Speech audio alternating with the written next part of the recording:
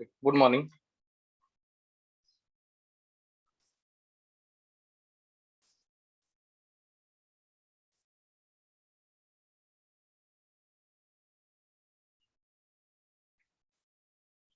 तर आपण बघतोय chapter hypothetical and distinctive argument dilemma.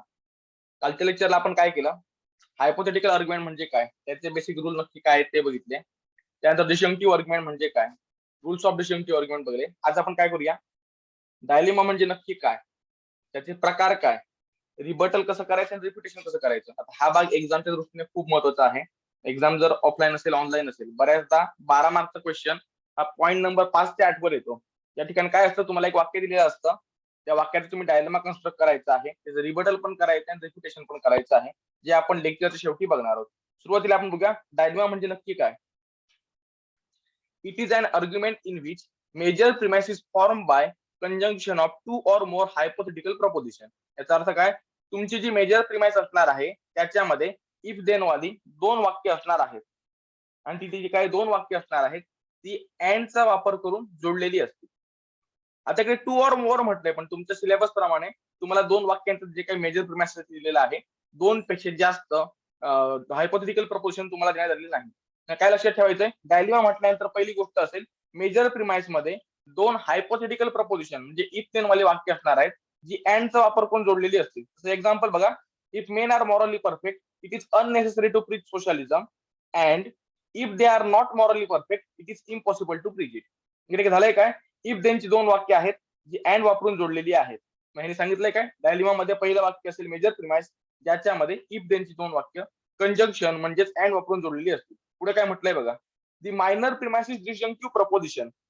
Minor premise कसं आहे, ऑर टाइपचे जे आपण प्रपोजिशन बघितले होते, ज्या ठिकाणी ऑप्शन देण्यात येतो त्याच प्रकारचे इकडे मायनर प्रिमाइस आहे. Either men are morally perfect or not. पुढे काय म्हटलंय बघा, which affirms the antecedent or denies the consequent. Minor premise काय करणार आहे, एक तर ही जी काही इफ देनची वाक्य आहेत त्याचा जो काही अँटिसिडंट आहे म्हणजे जो काय आपण एक्सपेरिमेंट म्हणतो, तो एकतर अफर्म करेल किंवा ते काय करणार आहे, कॉन्सिक्वेंट आहे तो डिनाय करणार आहे. म्हणजेच काय, आपण यापूर्वी मोडस पोनस मोडस टोलेन्स हे डिडक्टिव्ह प्रूफ मध्ये बघितले होते. आपण मोडस पोनसला काय करायचो, एक्सपेरिमेंट आणि रिझल्ट ही आपली मेजर प्रिमाइस असायची. आपण सेकंड प्रिमाइस मध्ये काय करायचो, एक्सपेरिमेंट जसं त्याने सांगितलं तसं घडलं असं सांगायचो आणि त्यामुळे व्हायचं काय, रिझल्ट जो आहे तो कन्क्लुजन मध्ये यायचा. तीच गोष्ट इकडे होणार आहे. अफर्म द अँटिसिडंट म्हणजे काय, ती जी काय कंडिशन आहे, ती जी काय गोष्ट आहे जी घडल्यानंतर त्याचा कॉन्सिक्वेन्स होतोय, ती गोष्ट एकतरी अफर्म करेल किंवा डिनायज द कॉन्सिक्वेन्स म्हणजे काय करणार आहे, रिझल्ट डिनाय करेल. मग रिझल्ट डिनाय काय होतोय, रिझल्ट पर्यंत पोहोचण्याच्या ज्या काही वाटा आहेत त्या सगळ्या वाटा कॅन्सल होत आहेत, इन्क्लुडिंग आपलं एक्सपेरिमेंट. येतं लक्षात. त्यामुळे आता मायनर प्रिमाइस इकडे काय करणार आहे, लक्षात ठेवायचंय. डायलेमा म्हटल्यानंतर मायनर प्रिमाइस एक डिस्जंक्टिव्ह प्रपोजिशन असेल, जे काय करणार आहे, एक तर वरती जी काही दोन इफ देन वाली हायपोथेटिकल प्रपोजिशन आहेत त्यांचे अँटिसिडंट आहे ते अफर्म करेल.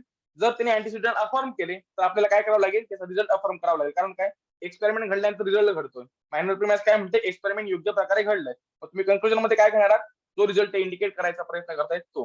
किंवा मायनर प्रिमाइस काय करणार आहे, ऑरचा वापर करून कॉन्सिक्वेंट डिनाय करेल. म्हणजे काय, जो काय त्यांना रिझल्ट अचीव्ह करायचा होता इफ देनच्या वाक्याना, तो रिझल्ट एकतर मायनर प्रिमाइस डिनाय करेल. लक्षात ठेवायचंय, जर तो रिझल्ट त्याने डिनाय केलेला असेल तर अशा वेळी काय होणार आहे, रिझल्ट जर डिनाय झाल्याचा अर्थ एक्सपेरिमेंट योग्य प्रकारे झालं नाही किंवा एक्सपेरिमेंट चुकीचा आहे, म्हणून आपण काय करावं लागेल, अँटिसिडंट आपल्याला कन्क्लुजन मध्ये डिनाय करावा लागेल. रिझल्ट घडला नाही तर एक्सपेरिमेंट घडलं नाही. पुढे, the conclusion is either categorical or disjunctive. Conclusion एकतर सब्जेक्ट प्रेडिकेट वाला स्टेटमेंट असेल किंवा ते आयदर ऑर म्हणजेच ऑर वाला स्टेटमेंट असणार आहे. आता कन्क्लुजन काय करेल, जे मायनर प्रिमाइस मध्ये नाही ते कन्क्लुजन मध्ये येणार. एवढी साधी सोपी गोष्ट लक्षात घ्या.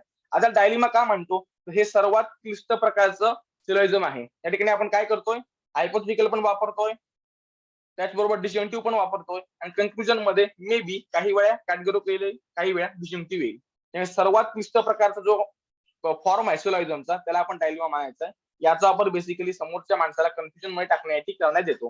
बेसिकली डिबेटमध्ये जर माझ्याकडे काहीच नाही ज्याने मी त्या माणसाला हरवू शकतो, तर अशा मी डायलेमाचा वापर करतो आणि त्या माणसाला कन्फ्युज करतो, जेणेकरून काय, त्या कन्फ्युजन मध्ये तो एक कॉल मागे जाईल आणि माझं बोलणं खरं आहे ते सिद्ध होईल. डायलेमा बद्दल बेसिक आयडिया आली आहे का. डायलेमा म्हटल्यानंतर लक्षात ठेवायचंय, मेजर प्रिमाइसला असतील दोन हायपोथेटिकल प्रपोजिशन, प्रत्येक वेळी असणारच आहेत. मायनर प्रिमाइसला डिस्जंक्टिव्ह प्रपोजिशन आणि कन्क्लुजन एक तर कॅटेगोरिकल म्हणजे रेग्युलर एक सब्जेक्ट आणि त्याच्या संदर्भात माहिती असेल किंवा ते डिस्जंक्टिव्हच्या स्वरूपात असू शकतं. ही स्लाइड समजली का बघा. काही शंका असतील, डायलेमाची एखादी major premise, minor premise, conclusion जर काही समजलं नसेल किंवा बेसिक फॉर्म समजलं नसेल तर अनम्यूट करा किंवा मेसेज करून विचारा.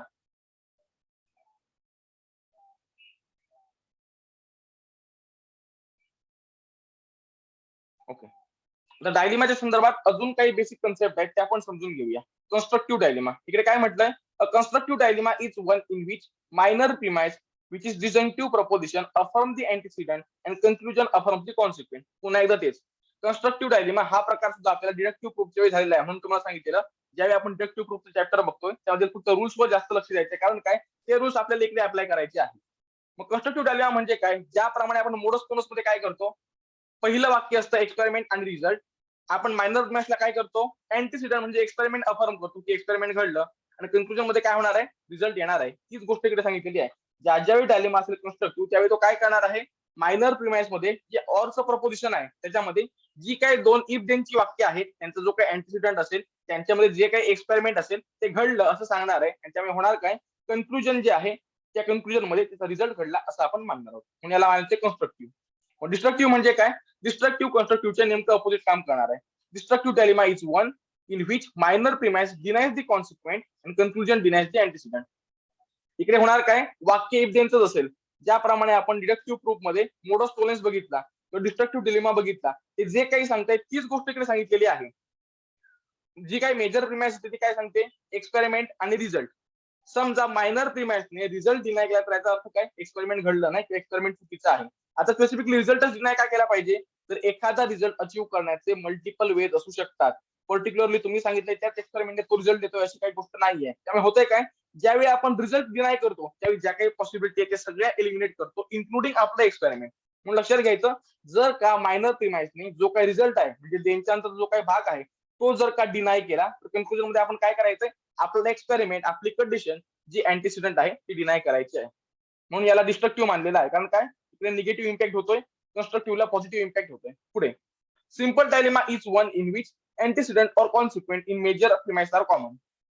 सिंपलचा अर्थ काय, या ठिकाणी लक्षात घ्या, इफ देनची दोन वाक्य आहेत, बरोबर आहे.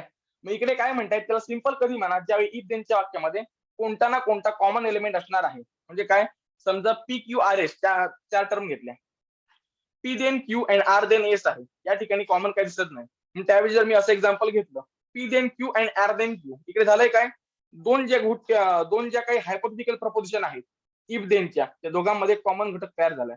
मग अशाच प्रकारे अँटीसिडंट असेल किंवा कॉन्सिक्वेंट असेल, हा ज्यावेळी दोन हायपोथेटिकल प्रपोजिशन मध्ये कॉमन दिसतोय त्यावेळी त्याला आपण सिंपल मानायचं आहे. कॉम्प्लेक्स म्हणजे काय, सिंपलच्या अपोजिट. या इकडे एकही घटक कॉमन असणार नाही. Complex dilemma is one in which antecedent और consequent in major premise are different from each other. इकडे काय होणार आहे, की जे काही इफ देनच्या वाक्यामध्ये जे काही घटक आहेत ते कम्प्लिटली वेगळे असणार आहेत, त्याच्यामध्ये कोणत्याही प्रकारचं साम्य असणार आहे. लक्षात घ्या, जे काही आपलं मेजर प्रिमाइस आहे की डायलिमा मध्ये अँडचा वापर करून दोन इफ देनची वाक्य जोडून बनतंय, त्याच्यात जर काही कॉमन एलिमेंट असेल जो पहिल्या इफ देनच्या वाक्यात पण आहे आणि दुसऱ्या इफ देनच्या पण वाक्यात आहे, त्याला आपण सिंपल मानायचं आहे. आणि जर जी काही दोन इफ देनची वाक्य आहेत म्हणजेच हायपोथेटिकल प्रपोजिशन आहेत जे आपण अँडचा वापर करून जोडली, त्या दोघांमध्ये जर काहीच कॉमन नसेल तर त्याला आपण काय म्हणायचंय, complex dilemma. Basic concept clear झालेत का बघा, याचे एक्झाम्पल मी नेक्स्ट स्लाइडला घेणार आहे. काही शंका असेल तर विचारा.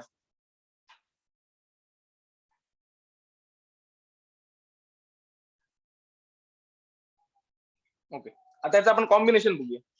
Simple constructive dilemma. आता याला सिंपल का म्हटलंय, तर मेजर प्रिमाइस कडे लक्ष द्या, P then Q and R then Q. झालंय काय, इफ देनची दोन्ही वाक्य आहेत ते क्यू कॉमन आहे, लक्षात घ्यायचा. अशा प्रकारे मेजर प्रिमाइस मध्ये एखादा इन्ग्रेडियंट कॉमन असला की त्याला आपण सिंपल मानायचं आहे. मग कन्स्ट्रक्टिव्ह पुढे काय म्हटलंय ते इकडे बघा.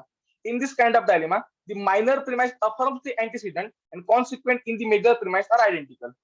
इकडे झालंय काय, मायनर प्रिमाइसने काय केलंय, एक्सपेरिमेंट आणि रिझल्ट, एक्सपेरिमेंट आणि रिझल्ट या ठिकाणी जे काही एक्सपेरिमेंट आहेत म्हणजे इफ जो काही भाग आहे तो मायनर प्रिमाइसने अफर्म केलेला आहे. त्यामुळे झालंय काय, आपल्याला रिझल्ट कन्क्लुजन मध्ये अफर्म करावं लागेल. कारण काय, ज्यावेळी तुम्ही पी नावाचा एक्सपेरिमेंट करताय त्याच्यावेळी क्यू नावाचा रिझल्ट येतो, ज्यावेळी तुम्ही आर नावाचा एक्सपेरिमेंट करताय त्याच्यावेळी पण क्यू नावाचाच रिझल्ट येतो. तर मायनर प्रिमाइसने केलं काय, एक तर पी नावाचा एक्सपेरिमेंट घडलं किंवा आर नावाचं घडलं, रिझल्ट काय असणार आहे, क्यू, तो आपण कन्क्लुजन मध्ये घेतला.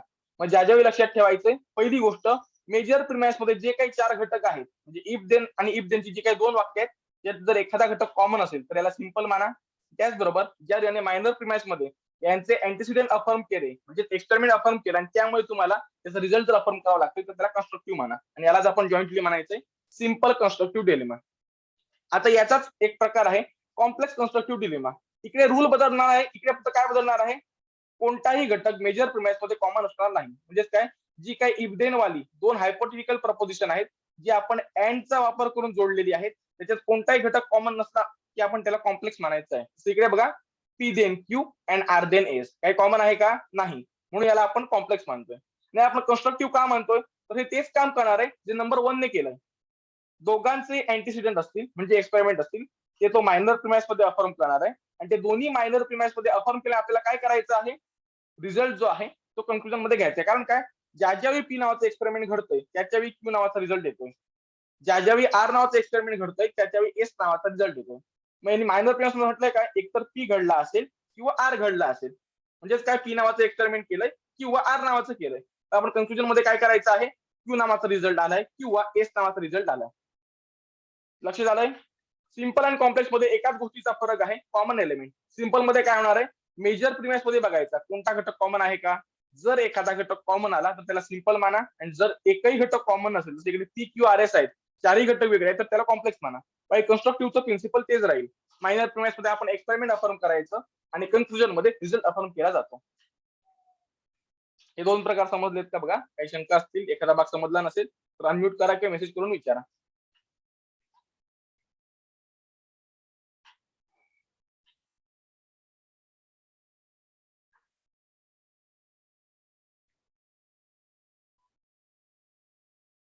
ओके, पुढे जातोय. पुढे आहे सिंपल डिस्ट्रक्टिव्ह डिलेमा. लक्षात घ्या, सिंपल आणि कॉम्प्लेक्सचा अर्थ तोच राहील. मेजर प्रिमाइस मध्ये कॉमन काही असेल, जसे काय बघा P then Q and P then R आहे, पी कॉमन आला सिंपल बनलं. आणि कॉम्प्लेक्स मध्ये काय होणार आहे, काहीच कॉमन नसेल, P then Q R then S. Destructive याला का मानलं जातं, तर डिस्ट्रक्टिव्ह मध्ये आपण काय करतो, रिझल्ट डिनाय करतो आणि त्यामुळे आपलं एक्सपेरिमेंट जे आहे ते डिनाय होतं. पुन्हा पुन्हा एक गोष्ट लक्षात घ्या, डिस्ट्रक्शन करताना प्रत्येक वेळी रिझल्टच डिनाय करावा लागतो. कारण काय, तुमचं एक्सपेरिमेंट डिनाय झालंय याचा अर्थ रिझल्ट डिनाय होत नाही. कारण काय, क्यू नावाची गोष्ट अचीव्ह करण्याचे अनेक प्रकार, अनेक एक्सपेरिमेंट असू शकतात. म्हणून इकडे काय केलं जातं, रिझल्ट डिनाय केला जातो. एकदा रिझल्ट डिनाय केला, जे काही पॉसिबल एक्सपेरिमेंट आहेत, जे काही एक्झिस्ट करत असतील क्यू पर्यंत पोहोचण्याचे मार्ग, ते सगळे रद्द होत आहेत. म्हणून इकडे काय म्हटलंय बघा, simple destructive dilemma. In this form of dilemma the minor premise denies the consequent and the antecedent in the major premise are identical. Minor premise काय करणार आहे, कॉन्सिक्वेंट म्हणजे याचा जो काही रिझल्ट आहे तो डिनाय करणार आहे आणि तो डिनाय केल्यामुळे काय होणार आहे, याचा जो काही अँटीसिडेंट आहे तो स्वतः डिनाय होईल. याला सिंपल का मानलंय, तर P then Q and P then R major premise मध्ये एक घटक कॉमन आहे. रिझल्ट डिनाय केल्यामुळे काय होणार आहे, जी काही पॉसिबल एक्सपेरिमेंट आहेत इन्क्लुडिंग आपला पी हा स्वतः डिनाय होतोय. Complex destructive dilemma. आता इकडे काय होणार आहे, नावात कॉम्प्लेक्स सांगितल्याप्रमाणे लक्षात ठेवायचं आहे, जी काही मेजर प्रिमाइस असेल त्याच्यात काही कॉमन असणार नाही. सिंपल मध्ये कॉमन असतं, कॉम्प्लेक्स मध्ये नसतं. बाकी procedure same. In this form of dilemma, minor premise denies the consequent and the antecedent as well as consequent in the major premise are separate proposition. Separate म्हणण्याचं कारण काय, कोणताही घटक कॉमन असला त्याने आपण सेपरेट मानलेला आहे. इकडे पण तीच गोष्ट, पी नावाचं एक्सपेरिमेंट केल्यानंतर क्यू नावाचा रिझल्ट देतोय आणि आर नावाचं एक्सपेरिमेंट केल्यानंतर एस नावाचा रिझल्ट देतोय. यांनी काय म्हटलंय, क्यू नावाचा रिझल्ट पण आला नाही आणि एस नावाचा रिझल्ट आला नाही. याचा अर्थ काय, पी नावाचं पण एक्सपेरिमेंट झालं नाही, आर नावाचं पण एक्सपेरिमेंट झालं नाही. रिझल्ट डिनाय केला की एक्सपेरिमेंट डिनाय होईल. नंबर 3 आणि 4 समजलेत का बघा, काही शंका असतील तर विचारा. इकडे सुद्धा बेसिक रूल तोच आहे जो आपण मोरस पोलेन्सी संदर्भात डिडक्टिव्ह प्रूफ मध्ये बघितला होता. रिझल्ट डिनाय केला की एक्सपेरिमेंट डिनाय होतं, बाकी इकडे वेगळं काहीच नाहीये.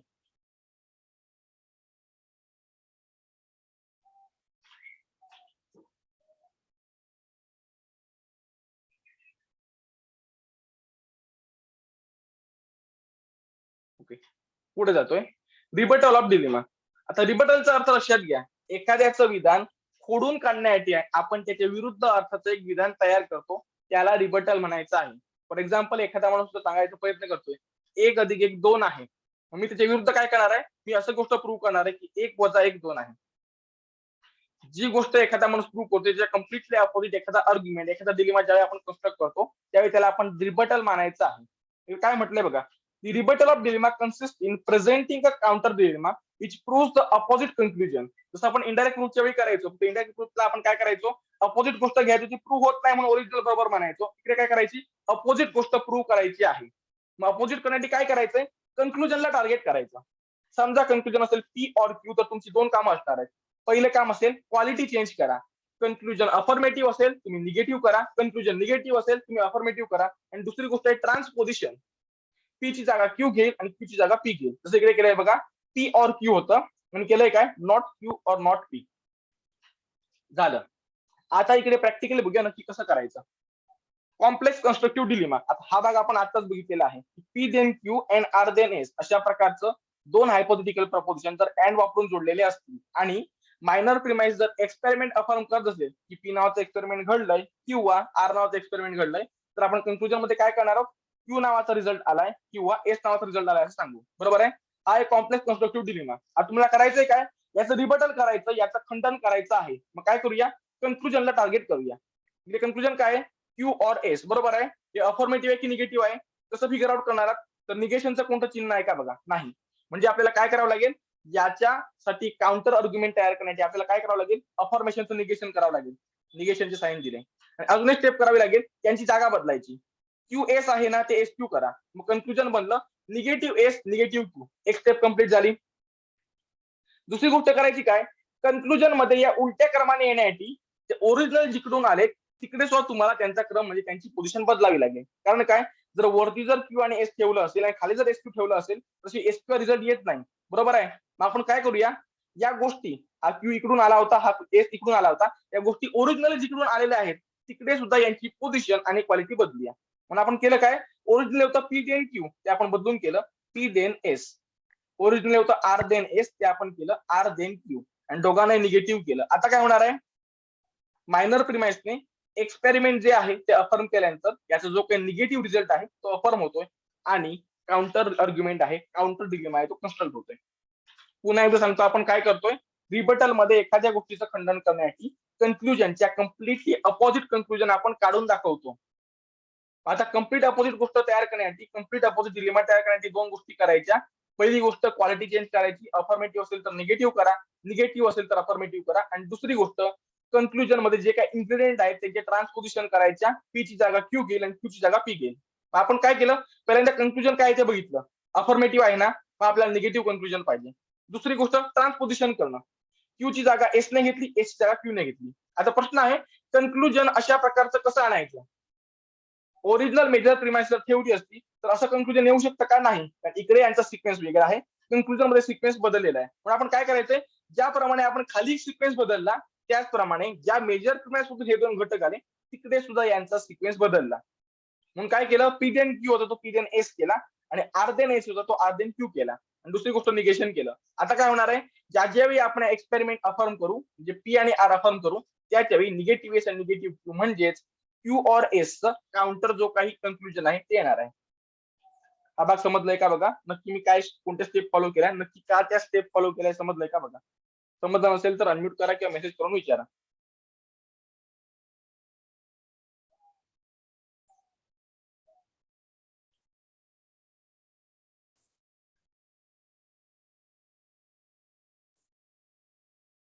ओके, पुढे जातोय.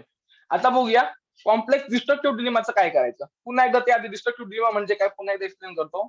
मेजर प्रिमाइस मध्ये दोन हायपोथेटिकल प्रपोजिशन अँड चा वापर करून जोडलेली असतात. म्हणजे बघा, P then Q and R then S. Minor premise destruction मध्ये काय करते, रिझल्ट डिनाय करते. Not Q or not S. Result deny केल्यामुळे काय होतंय, सगळे पॉसिबल एक्सपेरिमेंट डिनाय होत आहेत, इन्क्लुडिंग आपलं मेजर प्रिमाइस मध्ये दिलेलं. काय झालंय, काय not P or not R. Destructive dilemma झाला. आता आपल्याला काय करायचंय, याचं रिबटल करायचंय, काउंटर आपल्याला डिलेमा प्रूव्ह करायचा आहे. मग एखाद्या गोष्टीला काउंटर करण्याचे दोन स्टेप आहेत. कन्क्लुजन काय ते बघा, नॉट पी ऑर आर. मग आपल्या दोन स्टेप काय आहेत, एक आहे क्वालिटी चेंज करणं. कन्क्लुजन दिसतंय निगेटिव्ह, आपल्याला काउंटरला काय द्यावं लागेल, अफर्मेटिव्ह. आणि दुसरी गोष्ट आहे ट्रान्सपोजिशन करणं. म्हणजे काय, इकडे जर पी आर आहे तर आपल्याला करावं लागेल आर पी. आपण करून घेतलं आर ऑर पी. एक स्टेप झाली. आता नेक्स्ट स्टेप काय आहे, अशा प्रकारचं कन्क्लुजन येण्यासाठी ओरिजिनल जिकडून आलेले आहेत तिकडे सुद्धा आपल्याला काय करावं लागेल, ट्रान्सपोजिशन करावी लागेल. आपण काय केलं, इकडे होतं पी अँड क्यू, ते आपण केलं नॉट आर अँड क्यू. इकडे होतं आर अँड एस, ते आपण केलं नॉट पी अँड एस. म्हणजेच काय, ओरिजिनली जिकडून येणार आहेत तिकडे जागा बदलल्या. आता प्रश्न आहे, मी इकडे निगेशन काय ऍड केलंय? तर याचं कारण आहे आपल्याला कन्क्लुजन पाहिजे अफर्मेटिव्ह. बरोबर आहे. आपला बेसिक रूल डिस्ट्रक्शनचा काय म्हणतोय? तुम्ही रिझल्ट डिनाय करा, एक्सपेरिमेंट डिनाय होईल. येते गोष्ट लक्षात. ते होतंय काय, ओरिजिनली तुमचं एक्सपेरिमेंट अफर्मेटिव्ह होतं, रिझल्ट डिनाय केल्यामुळे ते निगेटिव्ह झालं. आता आपल्याला काय करावं लागेल, की एक्स्ट्रा जी निगेटिव्हिटी मायनर प्रिमाइसमुळे येणार आहे ती काढून टाकावी लागेल. मग आपण काय केलं, रूल ऑफ डबल निगेशन वापरला. तो काय म्हणतोय, एखादी गोष्ट दोनदा नाही म्हणणं म्हणजेच हो म्हणणं. म्हणून आपण काय केलं, याला मायनर प्रिमाइस निगेटिव्ह असल्यामुळे जे निगेशन येणार होतं ते घालून याची आपल्याला ऑलरेडी निगेटिव्ह करून ठेवलं. त्या झालं काय, याचं ओरिजिनल निगेशन प्लस मायनर प्रिमाइसमुळे आलेलं निगेशन म्हणजेच काय, डबल निगेशन. डबल निगेशन म्हणजे काय, एकदा अफर्मेशन. मग आला आर ऑर पी.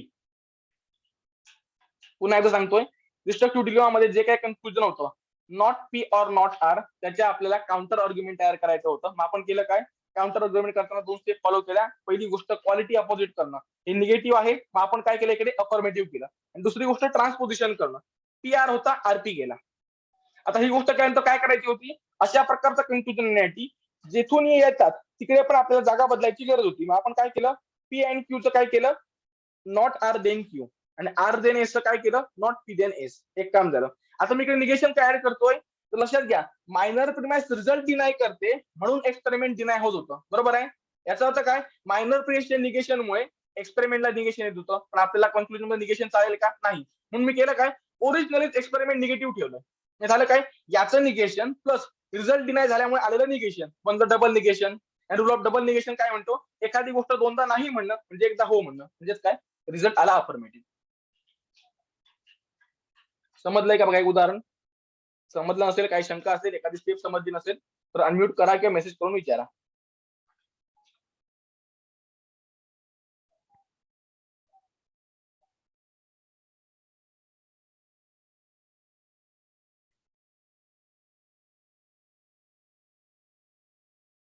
ओके. आता याचं ऍक्च्युअल एखाद्या वाक्याचं कशा प्रकारे करायचं ते मी सगळ्यात शेवटी घेणार आहे. जिकडे एक्झाम मध्ये क्वेश्चन पेपर मध्ये जे काही वाक्य आलंय त्याला सगळे रूल मी अप्लाय करून तुम्हाला दाखवणार. आता पुढे रेप्युटेशन. आता रेप्युटेशनला काय केलं जातं, एखादी गोष्ट जी आहे त्याला हरवण्यासाठी, त्याचं खंडन करण्यासाठी त्याचंच आर्ग्युमेंट कसं खोटं आहे, त्याचंच आर्ग्युमेंट कसं पॉवरलेस आहे हे दाखवण्याचं काम केलं जातं. इकडे तुम्हाला काउंटर आर्ग्युमेंट तयार करायचं नसतं. फक्त काय करायचंय, एक पॉसिबिलिटी तयार करायची आहे जेणेकरून ओरिजिनल डायलेमा खोटा आहे दिसून येईल. आता त्याचे 2 स्टेप आहेत. पहिली आहे taking by horns. It means showing that consequent does not follow the अँटिसिडेंट. लक्षात घ्या, जर आपण डायलेमाचा बेसिक फॉर्म बघितला, मेजर प्रिमाइस म्हणजे काय, 2 हायपोथेटिकल प्रपोजिशन अँड वापरून जोडणे. मायनर प्रिमाइस म्हणजे काय, डिशंटिव्ह प्रपोजिशन, आणि कन्क्लुजन एक डिशंटिव्ह असेल की ऍग्रीगेटिव्ह असेल. या सगळ्यात पॉवरफुल असतं मेजर प्रिमाइस, ज्याच्यामध्ये 2 हायपोथेटिकल प्रपोजिशन म्हणजे इफ देन वाले वाक्य जी असतात ती जोडलेली असतात. त्याच्यामुळे काय म्हटलं जातं, डायलेमामध्ये सगळ्यात पॉवरफुल आहे मेजर प्रिमाइस. त्याला पॉवरलेस करण्यासाठी काय करायचं, तर आपण काय करायचं, हायपोथेटिकल प्रपोजिशनचा बेसिक प्रिन्सिपल काय आहे, if P then Q, P ला क्यू फॉलो करतोय म्हणून याला पॉवर मिळते. बरोबर आहे. मग आपण काय करायचं, असं दाखवायचंय की हा जो काही क्यू आहे हा पी ला फॉलो करत नाही, ही गोष्ट पॉवरलेस होईल. येते गोष्ट लक्षात, पी नावाचा एक्सपेरिमेंट झाल्यानंतर क्यू नावाचा रिझल्ट येतोय, हीच त्या गोष्टीची पॉवर आहे. बरोबर आहे. पी घडला की क्यू येणारच आहे, पी घडला की क्यू येतोय. जर क्यू आला असेल तर याचा अर्थ पी घडलेला असेल. मग आपण याला पॉवरलेस करण्यासाठी काय करायचंय, हा जो काही कॉन्सिक्वेंट आहे हा पी घडल्यानंतर येणार नाही दाखवायचं. हा जर येणार नाही दाखवलं तर अशा वेळी काय होणार आहे, ती गोष्ट पॉवरलेस बनेल. मग ही गोष्ट कशी करायची, फक्त निगेशन ऍड करायचं. येते लक्षात. जर ओरिजिनल असेल पी देन क्यू तर आपण करायचं पी देन नॉट क्यू, काम झालं, ती गोष्ट पॉवरलेस झाली. कारण काय, आता त्याचा जो रिझल्ट एक्सपेरिमेंटने फॉलो करणं एक्सपेक्टेड होतं तो होत नाही. कारण काय, आपण फक्त ऍड केलंय निगेशन. एवढं केलं की टेकिंग बाय ऑन झालं. म्हणजे बेसिकली तुम्ही काय करायचंय, मेजर प्रिमाइस काय आहे ती बघा, मेजर प्रिमाइसचे घटक बघा, आणि त्याच्यामध्ये जो काय कॉन्सिक्वेंट असेल त्या सुरुवातीला फक्त नॉट ऍड करा. काय कारण, काय आपल्याला काय दाखवायचंय, consequent does not follow the antecedent. म्हणजे काय, त्या एक्सपेरिमेंटमुळे तो रिझल्ट येणार नाही. नाही कुठे ऍड करणार, रिझल्टच्या सुरुवातीला. पुढे आहे एस्केपिंग बिटवीन द हॉर्न्स. इकडे काय करायचंय, it means that showing that alternative shown in the minor premise are not exhaustive. आता याचा अर्थ लक्षात घ्या, ते जे काही 2 पर्याय आहेत त्या पर्याय व्यतिरिक्त इतर कोणतीही गोष्ट येऊ शकत नाही. ही सुद्धा डायलेमाची एक ताकद आहे. म्हणजे काय, ते अशा प्रकारचे 2 ऑप्शन देतात, त्याला तिसरा पर्याय नसतो. पण जर का तुम्ही दाखवू शकला तिसरा पर्याय आहे तर अशा वेळी याची पॉवर निघून जाईल आणि डायलेमा डिफीट होईल. आता याला टेकिंग बाय हॉर्न्स आणि एस्केपिंग बिटवीन द हॉर्न्स का म्हणतात, तर एक गोष्ट लक्षात घ्या, हा जो काही डायलेमा आहे याला बैलाची उपमा दिलेली आहे. ओके. त्याला डिफीट करायचं असेल तर त्याच्या अटॅक पासून वाचायचं असेल तर दोन पद्धती आहेत. एक आहे एस्केपिंग बिटवीन द हॉर्न, त्या शिंगाचा जो काही मारा करणार आहे त्यापासून बाल बचावणे. त्यासाठी आपण काय केलंय, तिसरी पॉसिबिलिटी दाखवली. आणि पहिली पद्धत आहे टेकिंग बाय हॉर्न्स. तो जर धडकायला येतोय तर समोरासमोर आपण थांबवण्याचा प्रयत्न करणे, त्याच्या शिंगांना थांबवायचा प्रयत्न करणे. आता टेकिंग बाय हॉर्न्सला आपण त्याला समोरासमोर धडकू शकतो, थांबवू शकतो. कारण काय, आपण त्याचं जी काय पॉवर होती किंवा सगळ्यात पॉवरफुल जे काही स्टेटमेंट होतं, जी काही मेजर प्रिमाइस होती त्याला पॉवरलेस केलेला आहे. मग जर बैल पॉवरलेस झाला असेल तर त्याला तुम्ही समोर जाऊन थांबवू शकता, असं लॉजिशियन मानतात. मी रिकमेंड करत नाही. हे लक्षात घ्या. Taking by horn, escaping between the horn असं का म्हटलेलं आहे, तर जो काही डायलेमा आहे तो एक बैल आहे असं त्यांनी इमॅजिन केलंय. तेव्हा ते काय म्हणतात, टेकिंग बाय हॉर्न्स कधी करा, ज्यावेळी तुम्ही त्या सगळ्यात पॉवरफुल स्टेटमेंट आहे ते पॉवरलेस करणार आहात, त्यावेळी तुम्ही काय करू शकता, त्याला समोरासमोर जाऊन थांबवू शकता. जर तुम्ही त्याला पॉवरलेस करू शकला नाही, टेकिंग बाय हॉर्न करू शकला नाही, तर आपण काय करायचं, स्वतःचा जीव वाचवायचा एक तिसरा ऑप्शन दाखवायचा आणि बाल बचावलं म्हणतो त्याप्रमाणे त्या शिंगांच्या मारापासून स्वतःला वाचवायचं आहे. आता आधी टेकिंग बाय हॉर्न आणि escaping between the horn basic समजलंय का बघा. टेकिंग बाय हॉर्न मध्ये आपण काय करायचंय, इफ त्यांचं प्रपोजिशन पॉवरलेस करण्यासाठी फक्त जे काही रिझल्ट असेल त्या सुरुवातीला नॉट आणायचे आणि दाखवून द्यायचे की हा जो काही रिझल्ट आहे हा या एक्सपेरिमेंटचा नाहीये. एस्केपिंग बिटवीन द हॉर्न मध्ये करायचंय काय, मायनर प्रिमाइस जी काय असेल जी काही दोन ऑप्शन देते आणि छाती ठोकपणे सांगते या दोन व्यतिरिक्त तिसरा ऑप्शन येऊ शकत नाही, तिकडे तिसरा ऑप्शन ऍड करायचा आहे, म्हणजे ते पॉवरलेस होईल. दोन्ही रूल समजलेत काय बघा. Taking by horn, escaping between the horn. समजले नसतील, काही शंका असतील तर मेसेज करा किंवा अनम्यूट करून सांगा.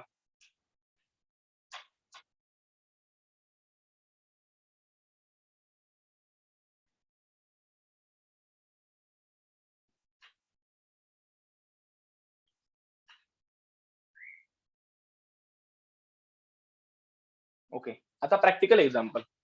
एक्झाम मध्ये अशा प्रकारचा प्रश्न येतोय, construct a complex constructive dilemma, rebut and refute it. Okay, आता पहिली गोष्ट काय करायची, वाक्य बघा. If immigrants are useless, they are burden to the colony, and if they are useful, they are lost to the mother country. आता बघा, कोणताही डायलेमा तयार करताना तीन घटक असतात. पहिला घटक असतो इफ देनच्या वाक्यांचं कंजंक्शन, म्हणजे काय, दोन हायपोथेटिकल वाक्य अँड वापरून एकत्र करणे. सेकंड पार्ट असतो डिस्टिंक्टिव्ह स्टेटमेंट, आणि थर्ड असतो जे काय राहील ते कन्फ्युजन मध्ये घेणं. वगैरे तुमच्या लक्षात येईल. इकडे काय आहे, इफ आणि त्यांची दोन वाक्य अँड ने एकत्र केलेली मेजर प्रिमाइस आहे. मग आपण काय करूया, कॉम्प्लेक्स कन्स्ट्रक्टिव्ह डिलेमा लिहा आणि त्याचा बेसिक फॉर्म सुरुवातीला लिहून घ्या. P then Q and R then S. आता करायचं काय, हे वाक्य लिहून घ्या. If migrants are useless, they are burden to the colony, and if they are useful, they are lost to the mother country. आता करायचंय काय, पी देन क्यू आणि आर देन एस तर त्यांनी दिलेला आहे. तुम्हाला काय करायचंय, पी और आर शोधायचं आहे. मग काय करायचं, याचा अँटिसिडेंट कोण आहे ते शोधा. If immigrants are useless, they are burden to the colony. इफच्या नंतर जो काही भाग आहे त्याला आपण अँटिसिडेंट मानतोय, कॉमा नंतर जो काय भाग येतोय त्याला कॉन्सिक्वेंट मानतोय. बरोबर आहे. तीच गोष्ट इकडे सुद्धा, if they are useful, they are lost of the mother country. इकडे पण काय होणार आहे, इफ पासून जो भाग आहे तो झाला अँटिसिडेंट, कॉमा नंतर जो काही भाग आहे तो झाला कॉन्सिक्वेंट. आता मायनर प्रिमाइस काय म्हणते, पी और आर म्हणजे काय, अँटिसिडेंट आहे ते फक्त और वापरून जोडा. आपण काय करायचंय, आयदर ऑरचा वापर करायचा आणि हा भाग घेतला पहिला. आयदर इमायग्रंट्स आर युजलेस, और त्यानंतर हा भाग घेतला, दे आर युजफुल. येतं लक्षात मी काय केलंय, पहिल्यांदा मी पी क्यू आर एस कोण हे फिगर आउट केले. नंतर मायनर प्रिमाइस मी काय करतोय, इकडे काय केलंय बघा, पी और आर केलाय ना, मी इकडे सुद्धा इकडचा जो कोण पी आहे म्हणजे काय युजलेस असणं, आणि इकडचा जो काय आर आहे युजफुल असणं तो घेतलेला आहे आणि आयदर ऑरचा वापर करून जोडलेला आहे. अजून एक स्टेप झाली. तिसरी स्टेप काय, जे काही राहील त्याला कन्फ्युजन मध्ये घ्या. कारण काय, इफ देनचं वाक्य असेल आणि जर एक्सपेरिमेंट म्हणजे पी आणि आर जर आपण केले असतील तर कन्फ्युजन काय करणार आहे, रिझल्ट जो काही क्यू आणि एस आहे तो अफर्म करेल. मग तीच गोष्ट इकडे करा, आयदर घ्या. त्यानंतर काय करायचंय, कॉमाच्या नंतर जो काही भाग आहे ज्याला आपण त्याचा कॉन्सिक्वेंट मानतोय तो लिहून घ्या. Either they are burden to the colony, or त्यानंतर पुन्हा एकदा कॉमाच्या नंतर जो काही भाग आहे तो लिहून घ्या, they are lost to the mother country. वाक्य कसं सोडवते समजलंय का. इकडे तीन स्टेप आहेत, तीन पार्ट आहेत. पहिला पार्ट आपण कन्स्ट्रक्टिव्ह डिलेमा बघतोय. ज्यावेळी एक्झाम मध्ये अशा प्रकारचा क्वेश्चन, पहिलं काम करायचंय हा बेसिक फॉर्म लिहून घ्यायचा आहे. P then Q and R then S. त्याच्यानंतर पुढे आहे P or R and therefore Q or S. एक स्टेप झाली. सेकंड स्टेपला काय करायचंय, क्वेश्चन मध्ये जे काही वाक्य दिले ते तुम्ही लिहून घेतलं की जाईल तुमची मेजर प्रिमाइस. नंतर तुमची पुढची टास्क असेल, पी कोण आहे, क्यू कोण आहे, आर कोण आहे, एस कोण आहे हे फिगर आउट करणं. लक्षात घ्या, इफच्या नंतर आणि कॉमाच्या पूर्वी किंवा इफच्या नंतर आणि देनच्या पूर्वी जो काही भाग येतोय तो असतो या पी देन क्यू मधील पी, म्हणजेच याचा अँटिसिडेंट. त्याचप्रमाणे अँडच्या नंतर इफ असणार. बरोबर आहे, कारण काय अँड वापरून ही दोन वाक्य जोडलेली आहेत. इकडे वाचतेच इफच्या नंतर आणि कॉमाच्या पूर्वी किंवा इफच्या नंतर आणि देनच्या पूर्वी जो काय भाग येतोय तो या आर देन एस असणार आहे आर म्हणजेच काय अँटीसिडंट. आपण काय करायचंय इकडे बेसिक फॉर्म मध्ये सांगितल्याप्रमाणे पी ऑर आर मी इकडचा पी घेतला आणि इकडचा आर घेतला आणि इधर ऑर ने ते जोडले. एक स्टेप झाली. नंतर मी काय केलं क्यू ऑर आणि एस कोण आहेत ते बघायचं. तर लक्षात घ्या कॉमाच्या नंतर किंवा देनच्या नंतर जो काही भाग येतो त्याला आपण काय म्हणायचंय क्यू म्हणायचा आहे. आणि एनच्या नंतरच्या वाक्यात किंवा कॉमाच्या नंतर किंवा देनच्या नंतर जो काही भाग येतोय त्याला आपण एस म्हणायचा. आणि त्यांना सुद्धा कन्क्लुजन मध्ये आपण आयदर ऑर ने जोडायचं आहे की तयार झाला कॉम्प्लेक्स कन्स्ट्रक्टिव्ह डिलेमा. इकडे आपण काय केलं पहिल्या वाक्यात जे काही अँटीसिडंट आहे जो काही एक्सपेरिमेंट आहे तो मायनर प्रिमाइस मध्ये आयदर आर वापरून अफर्म केला. एक्सपेरिमेंट अफर्म झाल्यामुळे कन्क्लुजनने काय केलं त्याचा जो काही रिझल्ट होता तो आयदर आर वापरून अफर्म केलेला आहे. कॉम्प्लेक्स कन्स्ट्रक्टिव्ह डिलेमा समजलाय का बघा. काही शंका असतील कसं वाक्य सोडवलं काही समजलं नसेल तर बिनधास्तपणे मेसेज करा किंवा अनम्यूट करून विचारा.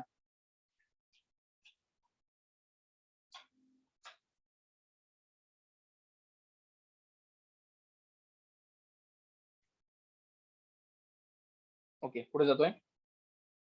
Rebuttal of complex constructive dilemma. आता रिबटल म्हणजे तुम्ही नक्की काय करणार ते बघा. रिबटल मध्ये आपण बेसिकली काय करतो तर त्याचं जे काही कन्क्लुजन आहे त्याच्या काउंटर आर्ग्युमेंट काउंटर कन्क्लुजन तयार करतो. बरोबर आहे. मग सुरुवातीला एक काम करायचंय हा बेसिक फॉर्म लिहून घ्यायचा. हा बेसिक फॉर्म खूप महत्वाचा आहे. हा जर लक्षात आला तर तुम्ही वाक्य कन्वर्ट करू शकता. जर इकडेच गडबड केली तर उत्तर तुम्ही चुकीचं लिहिणार आहात. ओरिजिनल कन्क्लुजन काय असतं कॉम्प्लेक्स कन्स्ट्रक्टिव्ह डिलेमाचं रिझल्ट असतो क्यू आर एस. बरोबर आहे. आता याचं काउंटर करायचं मग आपण काय करायचंय दोन स्टेप करायच्या. क्वालिटी अपोजिट करा ट्रान्सपोजिशन करा. हे कन्क्लुजन कोणत्या क्वालिटीचं आहे अफर्मेटिव्ह आपलं बनेल निगेटिव्ह. बरोबर आहे. इकडे त्यांचा सिक्वेन्स काय क्यू आर एस आहे मी इकडे बनेल एस ऑर क्यू. एक काम झालं. आता पुढे काय करायचंय हे कन्क्लुजन अशा प्रकारचं येण्यासाठी हे घटक ओरिजिनली कुठून येतात ते बघायचे आणि तिकडे पण जागा बदलायची. म्हणून मी काय केलं पी देन क्यूचं केलं पी देन नॉट एस आणि आर देन एस केलं आर देन नॉट क्यू. मग आता बनलंय P then not S and R then not Q. Minor प्रिमाइसला कधीही हात लावा लागत नाही. लक्षात घ्या ज्या ज्यावेळी डिलेमा असेल त्याच्यावेळी minor premise as it is लिहायची आहे. ऍज इट इज लिहून घेतली. आता होणार काय एक्सपेरिमेंट जर मायनर प्रिमाइसने अफर्म केलं तर रिझल्ट जो असेल तो कन्क्लुजन अफर्म करेल आणि रिझल्ट निगेटिव्ह याचं काय त्याचं कारण काय ओरिजिनल ती गोष्ट निगेटिव्ह आहे त्यामुळे कन्क्लुजन मध्ये पण निगेटिव्ह राहील. आता हे जे काही इकडे केलंय तीच गोष्ट आपल्याला खाली करावी लागेल. If migrants are useless they are not a loss to the mother country. मी काय केलंय बघा इफ मायग्रंट्स आर युजलेस नंतर ओरिजिनल वाक्य काय होतं they are burden to the colony. पण आपल्याला करायचंय काय क्यू आणि एस बदलायचंय. बरोबर. म्हणून मी काय केलं याचा एंड घेतला. इफ मायग्रंट्स आर युजलेस त्याच्यानंतर जे काही सेकंड इफ देनचं वाक्य आहे त्यातील कॉन्सिक्वेंट आहे तो घेतला आणि तो घेताना मी निगेटिव्ह करून घेतला. म्हणून मी केलंय काय if migrants are useless they are not loss of the mother country. बघा if migrants are useless they are not a loss to the mother country. येते लक्षात. तीच गोष्ट दुसऱ्या इफ देनच्या वाक्या संदर्भात सुद्धा इफ दे आर युजफुल त्याच्यानंतर काय करायचंय आपण क्यू ची जागा बदलली ना मग याचा जो काही एंड आहे जो पहिल्या वाक्याचा कॉन्सिक्वेंट आहे तो इकडे घेतला. They are not burden to the colony. They are not burden to the colony. आले लक्षात. जे आपण इकडे केलं क्यू आणि एस ची जागा बदलली आणि एस आणि क्यू केलं तेच आपण मेजर प्रिमाइस मध्ये केलेलं आहे. प्लस निगेशन ऍड करण्यासाठी नॉट लिहिलेलं आहे. वाक्य बनतंय if migrants are useless they are not a loss to the mother country and if they are useful they are not burden to the colony. एक काम झालं. मायनर प्रिमाइसला हात लावायची गरज आहे का बघा इकडे P or Q P or R P or R. बरोबर आहे. सेम आहे लिहून घ्या either in migrants are useless or they are useful. आता लास्ट स्टेप काय येणार आहे एक्सपेरिमेंट अफर्म केलंय कन्क्लुजन अफर्म करा. मग आता याचं जे काही नवीन कन्क्लुजन तयार झालंय हे बघा जो काही नवीन कॉन्सिक्वेंट तयार झालाय तो कन्क्लुजन मध्ये लिहायचा. Either they are not loss to the mother country or they are not burden to the colony. झालं काम. रिबटलला मी काय केलं पुन्हा एकदा एक्सप्लेन करतोय. रिबटल मध्ये आपण कन्क्लुजनच्या काउंटर कन्क्लुजन तयार करतो त्यामध्ये क्वालिटी बदलतो आणि पोझिशन बदलतो. मग क्यू और एस चा अफर्मेटिव्ह असेल तर याचा कन्क्लुजन मध्ये निगेटिव्ह तिकडे सिक्वेन्स क्यू आणि एस चा तर तिकडे एस आणि क्यू चा. एक काम झालं. नंतर आपण केलं काय हे जे एस आणि क्यू आहे ते ओरिजिनली जिकडे आहेत तिकडे पण जागा बदलावी लागेल तरच कन्क्लुजन मध्ये उलट येणार आहे. म्हणजे काय केलं पी देन क्यू चं पी देन नॉट एस केलं आणि आर देन एस चं आर देन नॉट क्यू केलं. आता इकडे जे चेंजेस केले ते चेंज मी इकडे मेजर प्रेस करून घेतले. पहिल्याचा अँटीसिडंट आणि दुसऱ्याचा कॉन्सिक्वेन्स दिला. त्याचप्रमाणे दुसऱ्याचा अँटीसिडंट आणि पहिल्याचा कॉन्सिक्वेन्स दिला आणि नॉट ऍड केलं. नवीन मेजर प्रिमाइस तयार झाली. त्यानंतर minor premise as it is लिहून घेतली आणि कन्क्लुजन मध्ये आपण काय केलंय की जी काय नवीन भाग आलेले आहेत एक्सपेरिमेंट अफर्म केल्यानंतर जो कन्क्लुजन खाली येणार आहे तो चेंज झालेल्या सिक्वेन्स प्रमाणे मी खाली घेतला आणि आपलं काम झालं. रिबटल समजलंय का बघा? काही शंका असतील तर मेसेज करा, अनम्यूट करून विचारा.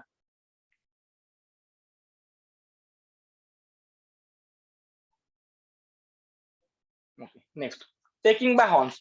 टेकिंग बाय हॉर्न्स मध्ये आपण काय करायचंय? खूपच साधी सोपी गोष्ट आहे. इकडे फक्त लक्षात ठेवायचं, इफ देनच्या वाक्यामध्ये कॉन्सिक्वेंट त्याला फॉलो करत नाही एवढंच दाखवलं की झालं. आता फॉलो करत नाही कसं सांगायचं? निगेशन देऊन. पी देन क्यू मध्ये रिझल्ट कोण आहे? क्यू, त्याला नॉट करा. त्यानंतर आर देन एस मध्ये रिझल्ट कोण आहे? एस, त्याच्या आधी नॉट लिहा, काम झालं. म्हणून इकडे आपण काय केलंय बघा, P then Q and R then S, P or R, Q or S. इकडे आपण काय केलंय? P then not Q and R then not S. P or R असेल तर not Q or not S. म्हणजे इन शॉर्ट काय करायचंय? फक्त यांचे कॉन्सिक्वेंट ओरिजिनल वाक्य जे काही होते ते आयडेंटिफाय केले, त्यांच्या सुरुवातीला नॉट दिलं, तिकडे काम झालं. म्हणून बघा, if immigrants are useless they are not burden to the colony. इकडे मी काय केलं? ओरिजिनल वाक्यात जो काही कॉन्सिक्वेंट होता, त्या सुरुवातीला नॉट लिहिला, त्याचप्रमाणे दुसरीकडे पण टेस्ट केलंय. If they are useful they are not lost of the mother country, not लिहिला. म्हणजे झालंय काय? आता loss to the mother country हे युजफुलला फॉलो करत नाही आणि बर्डन टू दी कॉलनी हे युजलेसला फॉलो करत नाही. झालंय. मायनर प्रिन्स मध्ये काही चेंज करायची गरज आहे का? इकडे बघा, पी ऑर आर, इकडे पण पी ऑर आर, गरज नाही. मग कन्क्लुजन मध्ये चेंज करायची गरज आहे का? हो, कारण आपण काय केलं? रिझल्ट निगेटिव्ह केलाय, त्यामुळे तो निगेटिव्ह रिझल्ट खाली घ्यावा लागेल. Either they are not burden to the colony or they are not lost to the country. म्हणजे लक्षात घ्या, in short taking by horse मध्ये आपण करायचंय काय? जो कोण रिझल्ट आहे तो याला फॉलो करत नाही असं सांगायचं आहे. मग सांगणार कसं? तर निगेशन ऍड करून. मग आपण काय केलं? क्यूच्या आधी निगेशन ऍड केलं, एस आधी निगेशन ऍड केलं. आता इकडे जसं निगेशन आपण ऍड केलं, तेच काम आपण मेजर प्रिमाइस मध्ये पण केलं. म्हणजेच काय? जे जे कॉन्सिक्वेंट होते, जिकडे होता तिकडे एकदा नॉट ऍड केला, आणि दुसरा कॉन्सिक्वेंट जो आहे दुसऱ्या वाक्याचा, तिकडे पण मी नॉट ऍड केला. आता इकडे नॉट ऍड केल्यामुळे झालं काय? जे काही कन्क्लुजन आहे, जिकडे आपण त्याचे रिझल्ट कॉन्सिक्वेंट घेतोय, तिकडे सुद्धा ऑटोमॅटिकली नॉट ऍड झाला आणि टेकिंग बाय हॉर्न्स कम्प्लीट झालाय. समजलाय का बघा? काही शंका असतील तर विचारा. खूप साधी सोपी गोष्ट आहे. फक्त कॉन्सिक्वेंटच्या आधी नॉट ऍड करायचा, आणि त्यामुळे ज्या ज्या ठिकाणी नंतर कॉन्सिक्वेंट आपण वापरू तिकडे सुद्धा नॉट ऍड होईल. एवढंच काम करायचं आहे टेकिंग बाय हॉर्न्स मध्ये.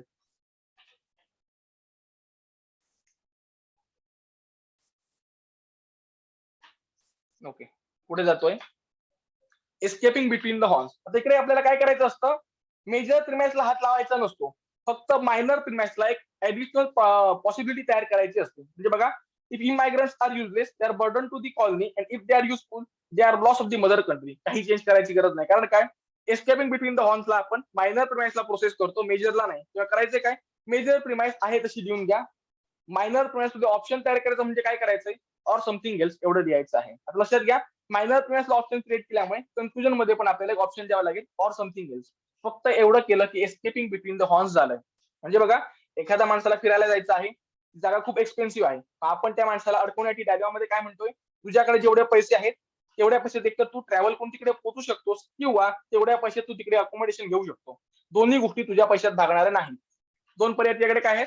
एक तर आहे ते सगळे पैसे खर्च कर आणि तिकडे फक्त पोहोचण्यासाठी ते पैसे खर्च होतील, किंवा आहे ते पैसे तिकडे जे काही राहण्याची व्यवस्था आहे तिकडे खर्च होईल. म्हणजे इन शॉर्ट काय? त्याची ट्रिप कॅन्सल होणार. कारण काय?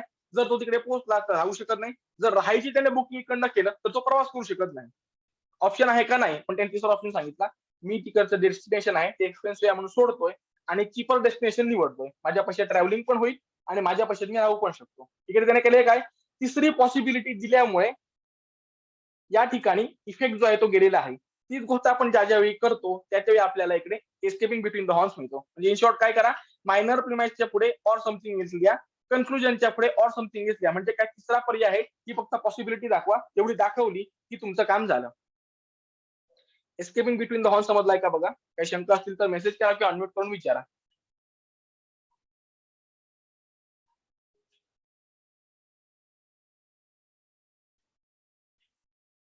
ओके, कोणालाही काही शंका नाही असं मानतोय आणि आजचं लेक्चर संपवतोय. जर काही शंका असतील तर पीपीटीची पीडीएफ करून व्हॉट्सअप ग्रुपवर शेअर करतो, ती वाचून घ्या आणि ज्या काही शंका असतील ते मला व्हॉट्सअपवर मेसेज करा. Have a good day.